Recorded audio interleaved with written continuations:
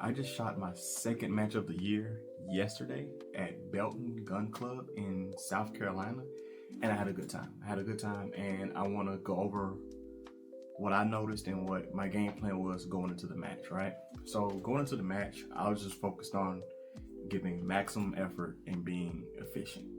And with that, I'm talking shooting on the move, is being as accurate as I can while not sacrificing and not forcing myself to slow down that compromise my shots.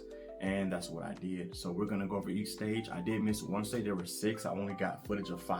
I forgot to record the 6th stage, but we're gonna go ahead and jump right into it and talk about the stages, man. Overall, I feel pretty good about my performance, but let's go ahead and get into each stage and let's break down so I can tell you guys what I did wrong, what I did right, what felt good, and what didn't feel good.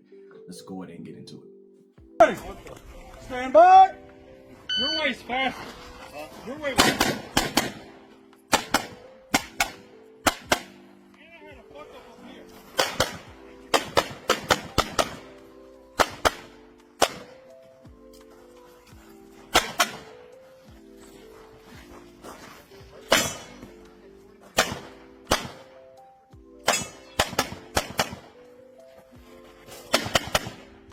Alright guys, so you guys just seen stage 1. It wasn't the first stage of the day, but it was stage 1 of the match.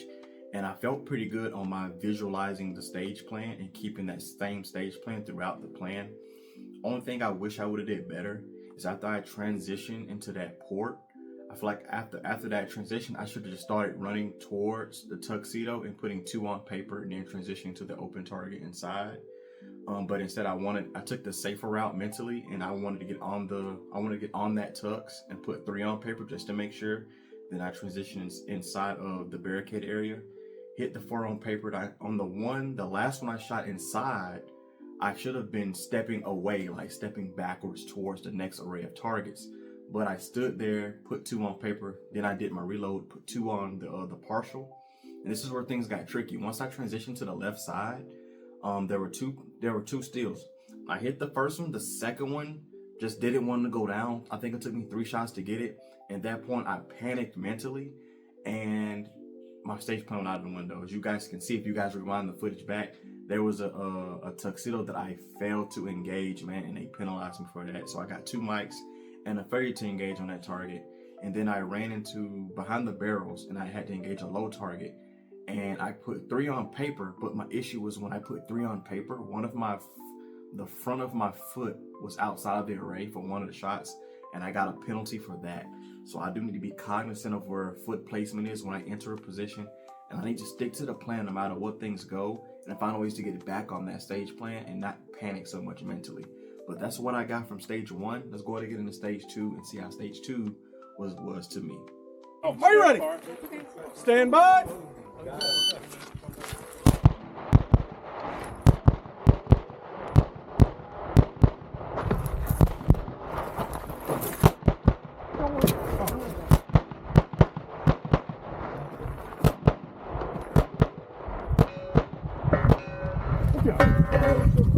Stage 2 was a good stage for me. I felt like I did good with doing what I wanted to do. Like I said, I visualized my stage plan the whole time I was waiting to go. And when the timer went off, I was just coasting along with my plan. Did have a mic on this stage. When I transitioned to the left, that first target behind the barrel, not the first one, but the first one I engaged on the left side, I did strike the barrel, and my round ricocheted off the barrel and went into the tree on the side. And I ended up hitting it once, but the second shot was a mic. The other target on the left, I believe it was Alpha Charlie or 2 Alpha on that stage. I wish I would have again ran in and been more precise on engaging the tuxedo. And when I got to those deep transitions at the end before the 2 steal, I hesitated on both of those paper targets. I feel like, especially the open target, I should have just engaged it and just cleaned it. But the first one, the partial, I feel like I did right, taking the safer shots on that. And overall, I still think I feel pretty well on this because my whole game plan for this whole stage was mental and finding that winning attitude and that winning mindset to be in. And I feel like doing the stage plan, sticking to the stage plan, learning how to move and shoot, I feel like I did pretty good on that stage despite the mic. Let's check out stage 3, which is my favorite stage of the day, actually. Ready. Stand by. Oh, that's a little time here.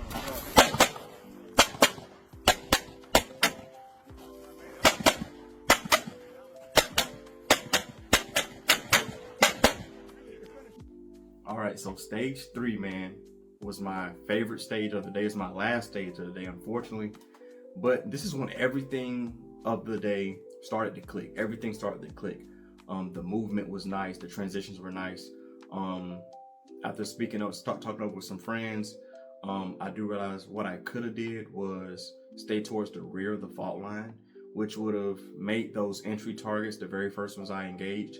I think 2 of them would have been able for me to see a bit sooner if I would have been farther in the rear back. That way, when I start transitioning to move and shoot, some of those targets could have appeared or would have appeared sooner than they would have, and that would have increased my time. And also being in the rear of the fault line, I probably wouldn't have had to go inside the port and stay stationary for those seconds that I was inside the port. My splits were good at this stage, but I feel like when I went into the port and I stayed there for way too long, really hurt me on the stage. But overall, I think it was a solid performance for my skill level right now. Pretty good. Once I got out of the port, I kept moving and shooting all the way till I was done. Like I said, I felt good. No mics on the stage at all, I believe.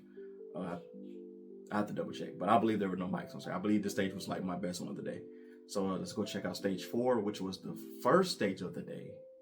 And I think my second, I started the stage slow. Let's just check out the footage. Stand by.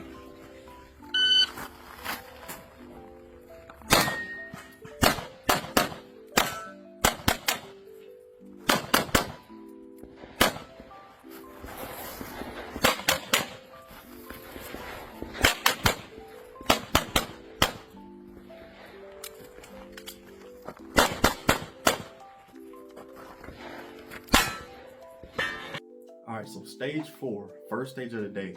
You guys can probably already see what I'm finna say. I was way too slow. I was way too slow getting that first shot off. Way too slow, unacceptable, especially on the steel popper. But my plan was to step into the shooting area, hit the steel popper, hit the other steel popper, and by then I believe it was another paper. Hit the activator steel, hit the other steel paper, swing to the swinger, engage it with 2 to 4 shots. And as I'm transitioning out, I want to hit that open target that's right in front of me to the left. I want to hit him, and I wanted to reload transitioning into that next shooting area, but I didn't reload. And as you guys can probably tell, this stage was 3 per target, and I did engage the slide lock, and that hurt me severely. Even though I did visualize the plan a lot, this was my first stage of the day, challenging myself to this new mental state that I was trying to get into. And overall, I feel like I tried to catch on to it. After I realized it took me a bit too long on that steel, I started like picking up just a tad bit, but still I was so far behind, man. I just gotta learn how to just find my rhythm a bit sooner rather than later. You know, I've always find it now that I'm catching my groove on the last stage of the day instead of like the second maybe. So let's just go ahead and get that, fix that going to the next match, and let's see how we go. Let's go check out stage 5. Stand by.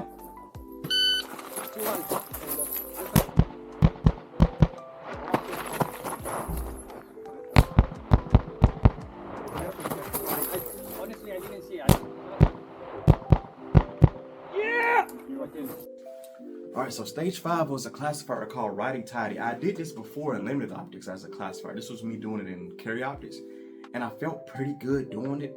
If you guys run the footage back, you guys can see after I transitioned out to the left, my phone fell out of my pocket, and I felt something really heavy drop, and it caused me to hesitate for a second. I didn't know what it was. I didn't want to step on it, so that kind of threw me off mentally. And as I transitioned to the right, thinking about don't step on whatever fell, I get to the right and I shoot the freaking no shoot, man. I think I got a mic no shoot on that, and then that was it. But without that mic no shoot, that would have been a B class run for me, and as a C class shooter, I really needed that. But nothing I can do now but keep moving forward, keep doing. But it just wasn't me. It just wasn't meant for me at the time. But we're gonna keep riding it and we're gonna get there. Let's go ahead and jump into the conclusion of the video. Let's go and talk about what's gonna be me moving forward, what's happening in the next videos moving forward. All right, guys. Like I said, there was no stage 6. There was a 6th stage, but I just didn't get any footage of it, and I'm glad I did. Man, that stage was horrible. It was a nightmare for me.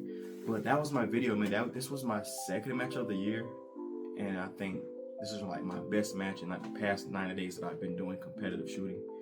And I've been getting a lot of positive feedback within my group and within social media, with people saying that they see the difference in me shooting from last month to this month, or even October to now.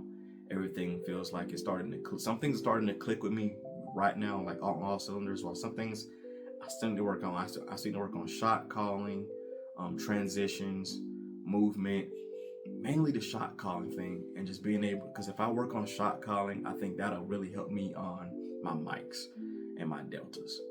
But I feel overall pretty well. I did love the atmosphere. I was in the squad with a lot of GMs. There were a lot of people that actually follow on social media at this match, and they say some of the best shooters in my area, which is Area 6, attend this match monthly, and I felt pretty good about that, being able to soak in a lot of knowledge and just be around these guys and just be around all that aura. But it was a good match, man. No complaints. And they say they put on this match, which is a level 1 match, but it's kind of, a lot of people say it's like a level 1.5 or 1.8, something that'll really help prepare me for a major, which I am shooting my very first major in April at the Georgia Peach Classic. So I'm gonna be trying to get out to Belton for the next 3 months just to get myself ready for that match. And I felt pretty good. You guys probably seen I wasn't shooting the Glock in this video. All right, I'm gonna drop another video discussing where's the Glock, what happened to the Glock, what I'm shooting, and what I'm shooting moving forward. And overall, I'm gonna drop another video after that talking about like what I'm working on specifically in each match. I do got a match next weekend, which is gonna be my 3rd match of the year. So expect another video next Sunday. I'm gonna try to keep these things, I'm gonna try to be consistent. I haven't been dropping videos because I just haven't been feeling the motivation to do anything. And then when matches get canceled, that kind of like, that's like I'll be hyped up for a match and it get canceled, and I'd be like, you know what? I don't even want to do anything anymore. I don't even record my live fire practice. I've been deep in the dry fire sector now. So yeah, that's what this video is over. Just want to drop this so I can just get it out there and tell you guys what else is going to be dropping. Probably going to drop another video on Wednesday on, I do got upgraded kit that I'm using, upgraded belt, holster, mag pouches, new gun, everything. Gonna drop that video probably Wednesday, or I might drop it Tuesday. We'll see. But stay tuned for more videos. I'm gonna try to be more consistent 2025. Again, don't roast me too much in the comments, guys. I've only been doing this for about 90 freaking days, okay? I'm gonna get better, all right? But yeah, man, stay tuned to the next video, man. Till next time, peace.